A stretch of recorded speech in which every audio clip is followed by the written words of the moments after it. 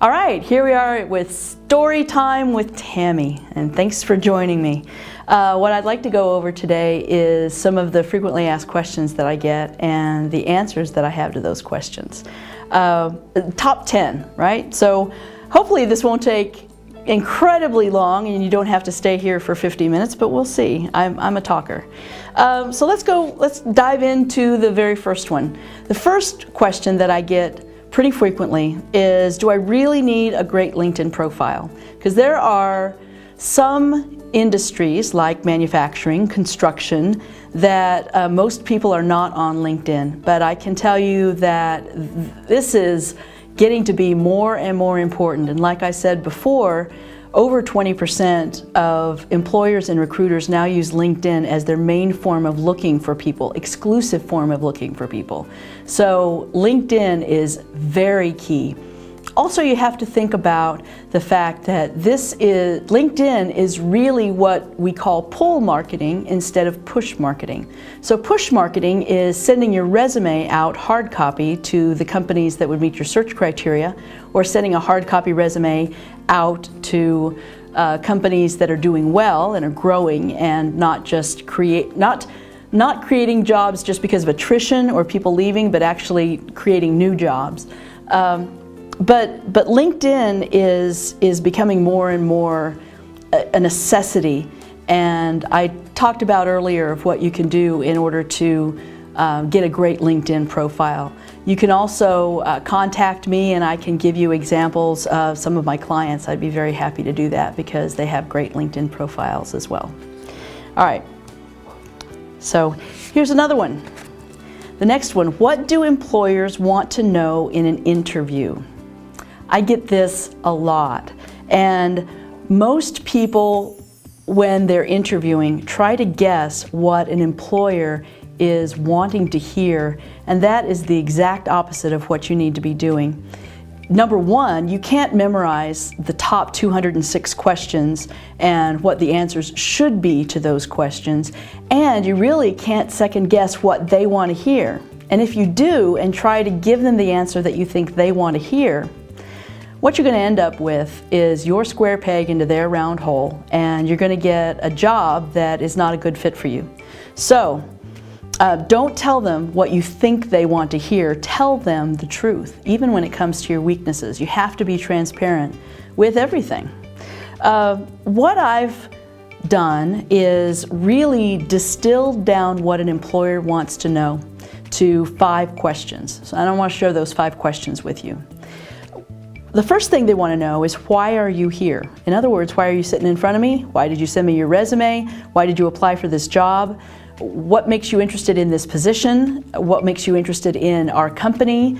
And what makes you excited about the industry? And you really have to be able to answer those very specifically, and you do that by researching the companies.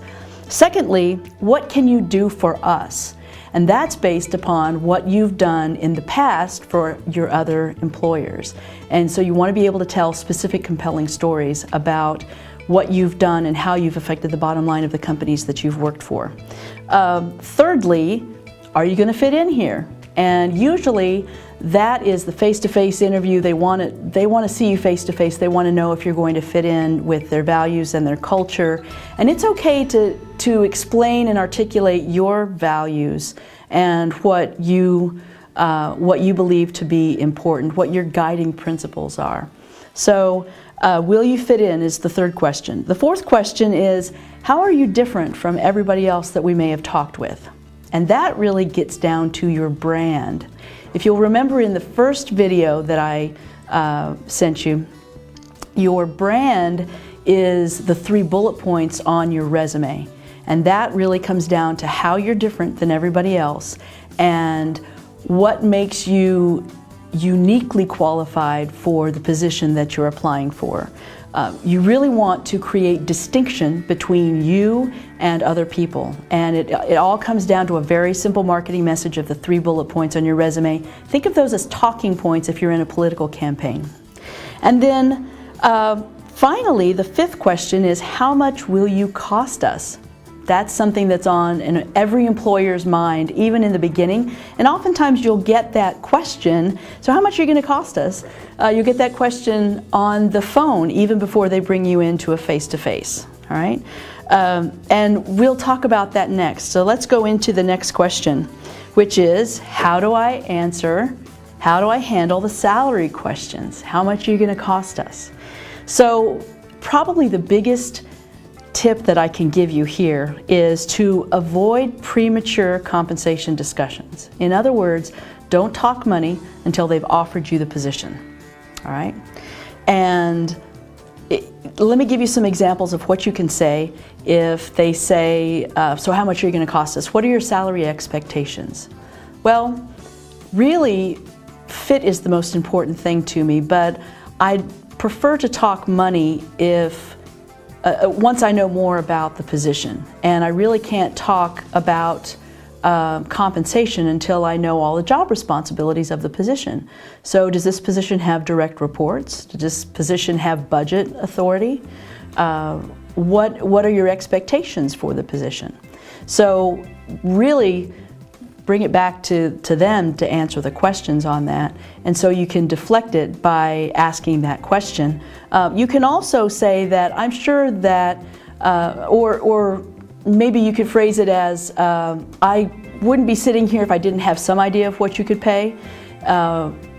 Maybe if you and I both feel that I'm right for the position, then we can talk money. I feel more comfortable talking about compensation after you and I are both in agreement that I'm the right person for this position. I'm sure we won't have a problem when it comes to compensation. So those are a couple of ways that you can deflect it.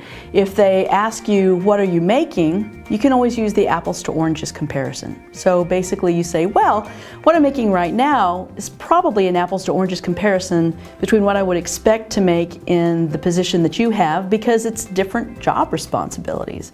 And so you can say it that way. And then if they push you, you can always ask them to give a range. Well, do you have a range of what you'd like to pay for this position? And then whatever they say, you can go ahead and say, I'm sure we won't have a problem when it comes to compensation. So I've seen that range that they give absolutely blown apart once they've determined that you're the person that they want to have in the position. Once they've determined that and they've offered you the job, man, you've got so much more leverage than you have at the beginning of the conversation. So avoid the premature money talks and really handle that salary question after they've offered you the job. You've got a lot more leverage that way. All right. So here's one that I get pretty frequently. What is the hidden job market? Exactly what I've heard of this hidden job market, but exactly what is that? It's really not any big secret, although getting to it can be kind of a big secret. The hidden job market is really usually small to mid-sized companies who don't have a large HR staff and therefore really can't afford the time that it takes to post something publicly and go through hundreds, if not over 1,000 resumes in order to get to the right candidates. And so instead, what they do is much more effective and informal. What they do is simply ask their friends, their family, colleagues in the industry, people that they work with, hey, I need an accounting manager. Do you happen to know somebody who's looking for an accounting manager position that I could bring in and talk to? And that's really what the hidden job market is, are word of mouth positions. And honestly, these days, 75 to 85% of six-figure positions are in this hidden job market where it's not publicly posted, it's not on their website, it's not on Career Builder or even the ladders, it's just word of mouth. So the way to tap that hidden job market is to proactively send your resume to the companies that you would want to work for.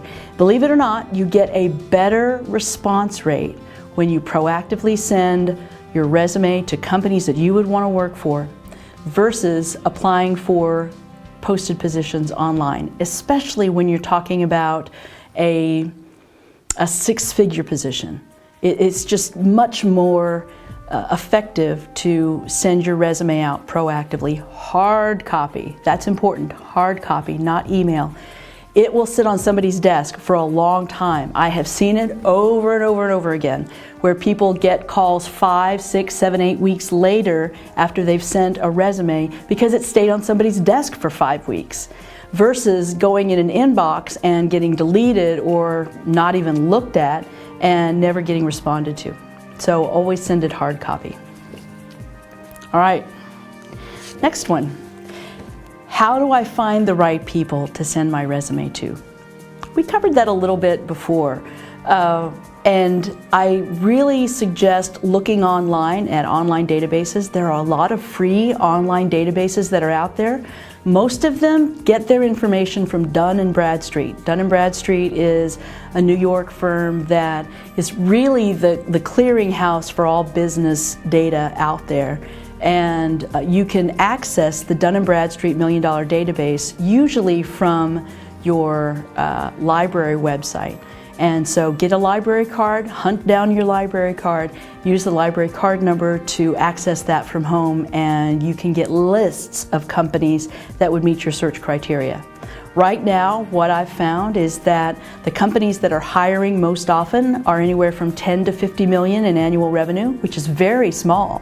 And even in the Kansas City area, did you know that there are over 70,000 companies, 70,000 companies in the Kansas City area? Now, most of those are very small, and but there are thousands of companies in that $10 to $50 million range that are doing quite well in this economy and are growing. And those are the companies that are doing most of the hiring, I've found.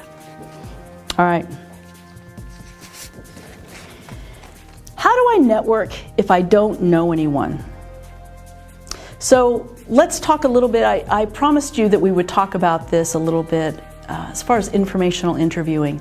And I have a document on my website, careerresumeconsulting.com, that you can download. It's a PDF, and it's an informational interviewing PDF.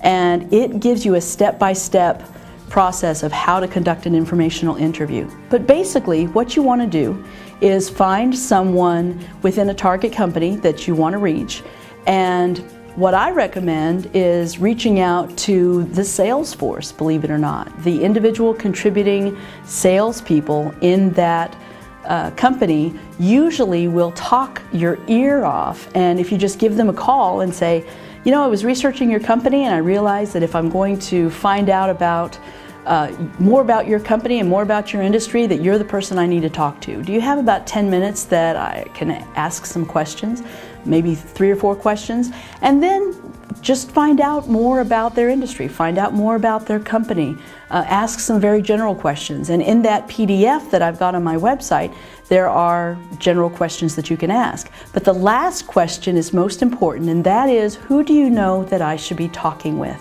That's your most important question, because once you explain who you are, what you're looking for, what your expertise is, how to articulate that, then if you know the magical question of who do you know that I should be talking to, you're golden, because you can take that information, and sometimes it's not even somebody within that company. Sometimes it's a competitor that's growing, and they'll say, well, we're not hiring, but I do know that there's another company across the street that is. So go to my website, careerresumeconsulting.com, and get that PDF. All right, we are flying through these, aren't we?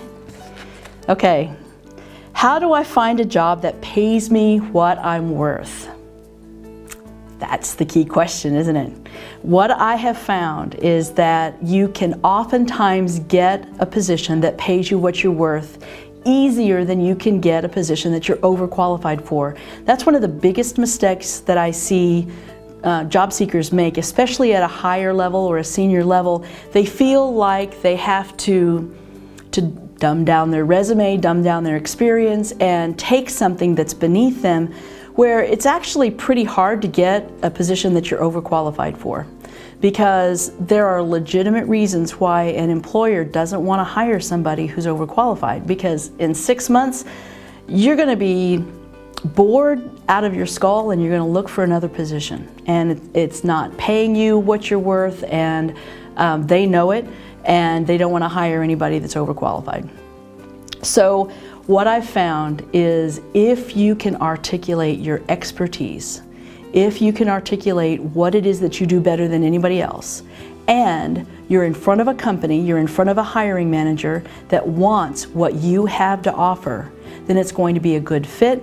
They'll pay you what you're worth because you're an expert, and you're going to be satisfied in your job, and you're going to be excited about getting up in the morning and going to work.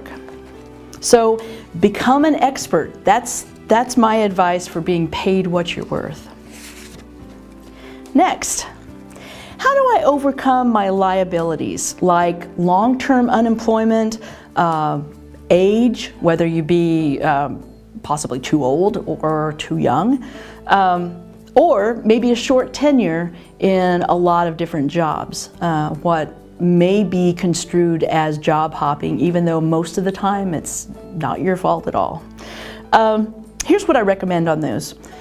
The first thing you got to do is get yourself a skills-based or functional resume, because a functional resume is going to minimize those liabilities, and especially just showing the last 10 or 15 years, it's going to minimize the age liability because they're not going to know how old you are.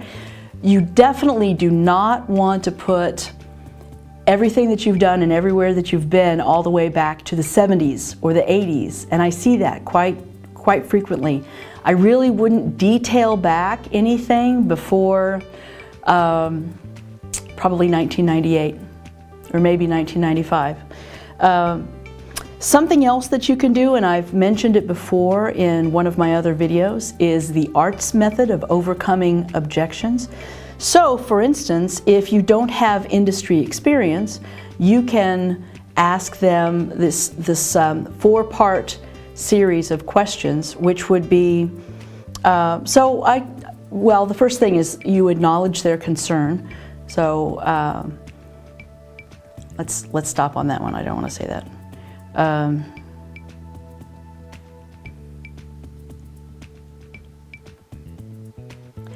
So the second thing that you can do is something that I've mentioned before and detailed out before, called the ARTS method of overcoming objections, and that was in a prior video. Go ahead and look at the prior video for the ARTS method of overcoming objections. You can use that ARTS method to handle anything, any objection that they might have, such as long-term unemployment or no industry experience or job hopping. Something else too that sometimes you just have to do when you have a lot of liabilities, and honestly, once you get to age 50, and I'm not saying that age 50 is a liability, but once you get to age 50, there are very few people out there that don't have some kind of liability out there. And so there's always something that you have to overcome. Everybody has their own liabilities. But what you have to do is just a more aggressive search. And so if you have a large number of liabilities, you just have to be more aggressive in your search. And what that means is that if you're unemployed, instead of sending out 50 resumes, I might ask you to send out 60 or 65 resumes a week. And I know that's kind of hard to wrap your head around, but you can get that number out. It just means you have to put more hours into it. Okay, so a more aggressive search usually overcomes just about any liability that you have. All right, next to last. So how do I find a job fast if I'm working full-time and I don't have a lot of time to conduct a search? Let me share with you a productivity tool that I like to call Power Hour. I didn't actually make this up. Power Hours have been around for quite a while, but they're very effective in being highly productive. If you don't have many hours to spend searching, what you can do is squeeze the most productivity out of the hours that you do have searching. A Power Hour means that you set up your environment so that you're not distracted at all. Let's say, for instance, you have a goal of getting out 12 resumes for an hour. You set a timer for 50 minutes. You take a 10-minute break at the end of that 50 minutes, but you set a timer for 50 minutes and You turn off your cell phone. You let your loved ones know that you're not going to be available for the next hour, and you stay away from email. Close down your email, turn off your cell phone, and you are sitting at a table with no distractions. You've got yourself something to drink, and you're sitting there for an hour until you get it done. And if you do that for 1 hour a day, you will get a tremendous amount of productivity. I know people that work 60 hours a week that once they start instilling power hours, and they do 5 to 8 power hours a week, and that includes maybe 2 or 3 of them each weekend day, you can get, I've seen 40, 50 resumes out a week for somebody who works 50, 60 hours a week. So you can really be highly productive with power hours, but do set that timer. That's really important, and give yourself a 10-minute break. What I would recommend is if it's not too hot or not too cold outside, go outside and enjoy some fresh air for a little bit, and then come back in. Change your environment up a little bit, and then come back in for another power hour. It's amazing what you can get done with power hours. And finally, I do get this quite a bit, so I just want to tell you about it. How does Career Resume Consulting help? So what do? Until now, I've worked individually with people, and I still do work individually with people.